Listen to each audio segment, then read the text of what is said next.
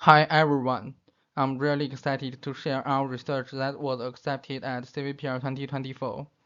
Our paper is titled Depth-Aware Concealed Crop Detection in Dense Agricultural Scenes, and we are going to walk you through the details of our work. First, we need to introduce the background of our work. Concealed object detection aims to identify objects that are visually embedded in their background. These objects typically integrate seamlessly into the environment by disguising themselves, such as changing their appearance, coloring, or patterns, to avoid detection. The high intrinsic similarities between the concealed objects and their background make COD far more challenging than traditional object detection.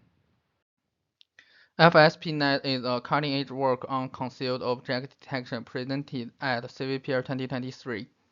If you look at the first and third columns in the figure, you'll see that the existing SOTA COD methods often produce inaccurate predictions in dense agricultural sense. In the second column, they aim fail to detect the concealed objects entirely. This is because the concealed objects in agricultural environments use different strategies than animals, making it hard for traditional methods to identify them effectively. So our research mainly focuses on detecting concealed crops in dense agricultural scenes, which comes with their own unique set of challenges. The first challenge is the issue of dense objects. Many similar objects are scattered at different distances and positions within the scene, appearing in various sizes. The second challenge is the complex background. Not only are the objects very similar to the background, but there is also a lot of background noises in agricultural settings. The third challenge is serial occlusion.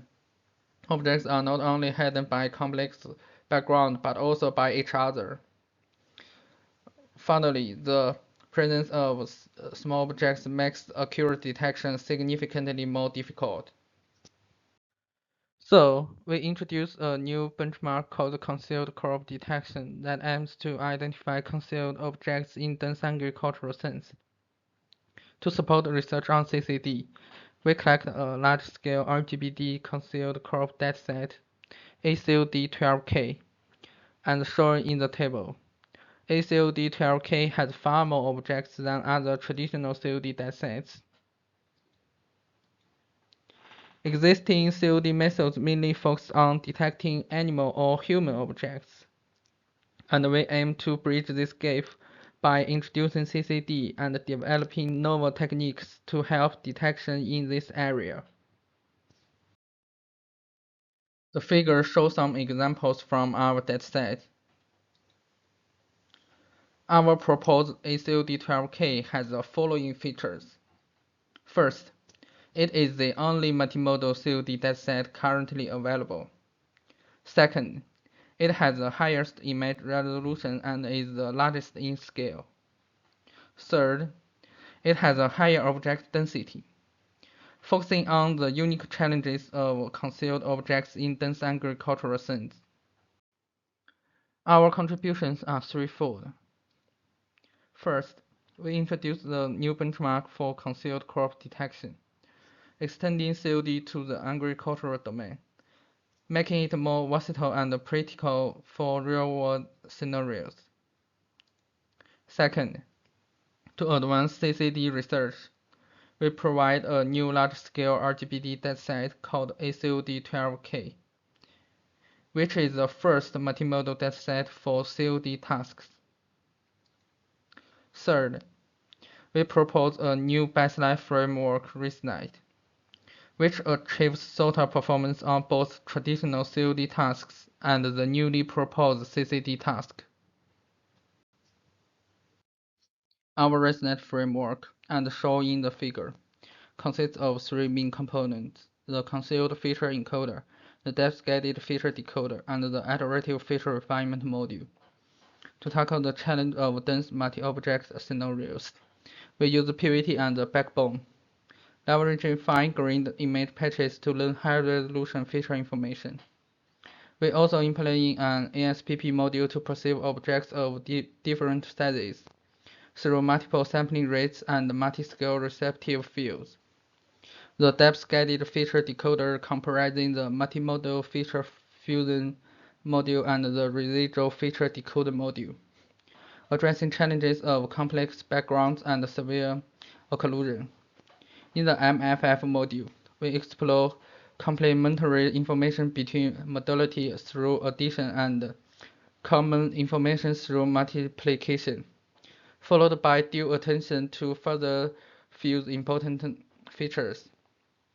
In the RFD module, we use a residual-in-residual structure, propagating low-frequency information through long-skip connections, allowing the model to focus on high-frequency information during decoding. This captures 5 visual features to distinguish objects from the background. Additionally, the residual channel attention mechanism lets the model learn feature responses adaptively, dynamically assigning channel weights to highlight important feature channels. We find that deep networks, during prediction, may integrate color, shape, and texture information, potentially causing the model to miss crucial object details, especially for small objects. To address this, we design a guidance-based gated attention mechanism to learn the positional information of small objects. After obtaining a coarse prediction map, we backpropagate it into the network, using GGA to identify small object locations, helping the model focus better on the features of object areas. We present the results of ResNet on both the traditional COD tasks and the newly introduced CCD task. As you can see, our model achieves the best performance in both areas. This success is due to the effectiveness of our multi-scale deep modality integration, demonstrating the robustness of our model. The figure shows a visual comparison between our ResNet and several sought COD and RGBD SOD methods. The considered objects are arranged by density, ranging from sparse to dense. The unique challenges in agricultural science cause other methods to produce incorrect detections and misses.